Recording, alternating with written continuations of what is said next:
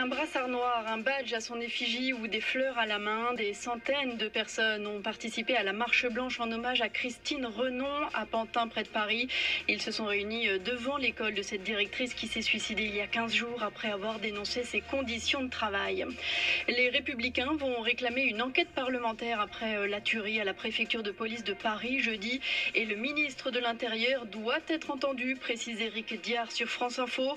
Pour le député, co-signataire d'un rapport parlementaire sur la radicalisation dans les services publics, il y a des trous dans la raquette en matière de contrôle des policiers.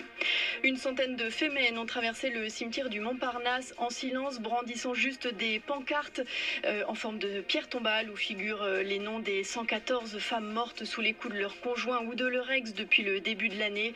Les militantes demandent une mobilisation plus forte du gouvernement contre les féminicides.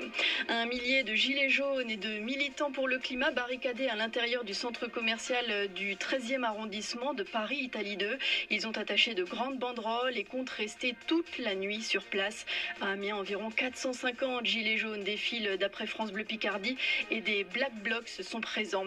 Hugo Lloris, évacué du terrain sur civière, hurlant de douleur. Le gardien et capitaine des Bleus s'est gravement blessé au coude gauche tout à l'heure avec Tottenham dans le championnat anglais. Mauvais signe pour les footballeurs français, déjà très certainement privés de Kylian Mbappé pour les prochains matchs de qualification à l'Euro 2020. France Info. Et tout est plus clair.